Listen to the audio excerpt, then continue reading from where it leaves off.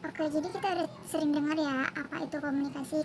Komunikasi itu ya setahu kita orang ngomong dan orang yang nyampaikan pesan. Assalamualaikum teman-teman. Oke, ketemu lagi sama aku, Maulida Rizky Hasibuan. Nah, di sini aku mau menuin tugas kuliah aku. Oke, jadi di sini aku akan kasih tahu kalian gimana sih proses komunikasi itu. Nah, aku di sini bakal ngejelasin ada 4 subbab, yaitu asal kata dari komunikasi, definisi komunikasi, apa sih komunikasi itu menurut para ahli, dan selanjutnya apa aja sih elemen-elemen yang ada dalam ilmu komunikasi. Komunikasi itu berasal dari bahasa Latin, yaitu komunis yang berarti sama, atau communicatio yaitu pertukaran pikiran. Nah, berasal dari bahasa Inggris yaitu communication. Komunikasi sendiri yaitu mempunyai definisi yang berupa komunikasi adalah suatu proses penyampaian informasi, pesan, ide, gagasan dari satu pihak ke pihak yang lain. Komunikasi dilakukan secara lisan atau verbal yang dapat dimengerti oleh kedua belah pihak. Jadi proses komunikasi itu ialah bagaimana sang komunikator ialah penyampai pesan, menyampaikan pesan kepada komunikannya. Komunikan ialah sebagai penerima pesan, sehingga dapat menciptakan suatu persamaan makna antara komunikan dengan komunikator. Jadi di sini aku mengemukakan 2 pendapat para ahli tentang komunikasi, yaitu pertama dikemukakan oleh Harold Laswell tahun 1948. Nah, Harold Laswell mengemukakan komunikasi ialah mengembangkan model komunikasi yang dikenal dengan model komunikasi Laswell. Model komunikasi Laswell berupa model komunikasi linear atau model komunikasi merupakan satu arah.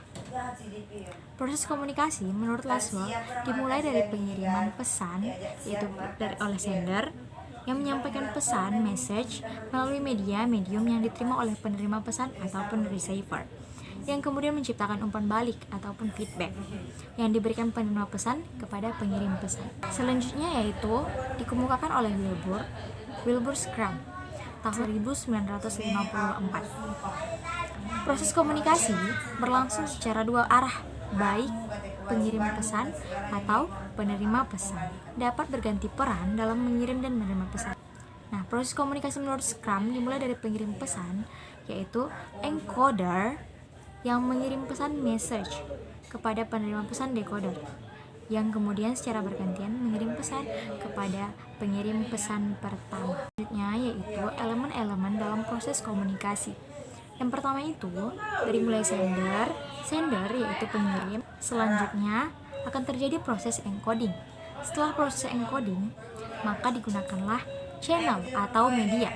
Selanjutnya terjadilah proses penafsiran pesan atau yang kita sebut sebagai decoding.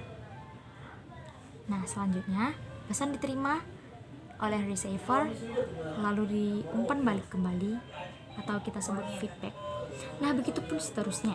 Oke, jadi sender atau komunikator ialah individu, kelompok atau organisasi yang memulai komunikasi yang telah mengkonseptualisasikan gagasan yang ingin disampaikan kepada pihak lain.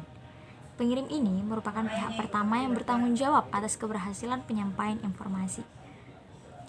Selanjutnya yaitu proses encoding.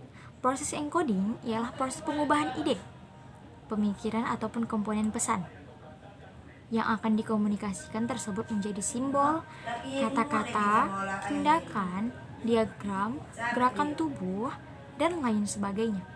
Simbolis yang digunakan ini harus dapat dipahami oleh penerima informasi. Selanjutnya yaitu channel, saluran atau media. Nah, ini sebenarnya yang sering kita gunakan alat untuk komunikasi. Biasanya kita gunakan sebagai alat untuk penyampaian pesan kepada si penerima.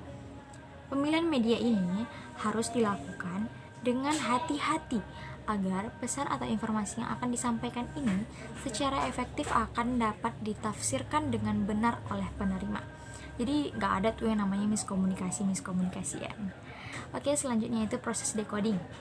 Proses decoding yaitu proses penafsiran pesan pengirim dan mencoba memahaminya sebaik mungkin. Komunikasi yang efektif hanya terjadi jika penerima memahami sama persis apa yang dimaksudkan oleh pengirim. Selanjutnya yaitu receiver. Receiver atau penerima adalah orang yang ditarget untuk pesan atau informasi tersebut. Selanjutnya yaitu feedback. Feedback atau umpan balik adalah langkah terakhir dalam proses komunikasi untuk memastikan penerima telah menerima pesan dan telah menafsirkannya dengan benar sesuai dengan apa yang dimaksudkan oleh pengirim. Jadi di sini aku munculin beberapa media-media komunikasi yang sering digunakan oleh komunikator dan komunikan dari zaman dulu hingga sekarang. Yaitu aku tampilkan pertama, yaitu ada radio, kaleng, telepon atau intercom, lalu gadget atau yang kita sebut sebagai handphone, televisi, dan koran. Jadi di semua media komunikasi ini sangat berperan baik pada masanya dan sangat berperan penting untuk memudahkan dalam penyampaian pesan. Oke, sekian dari penjelasan aku kali ini tentang proses komunikasi. Semoga dapat diterima dan dapat mudah dipahami. Sekian dan terima kasih. Jangan lupa like and subscribe.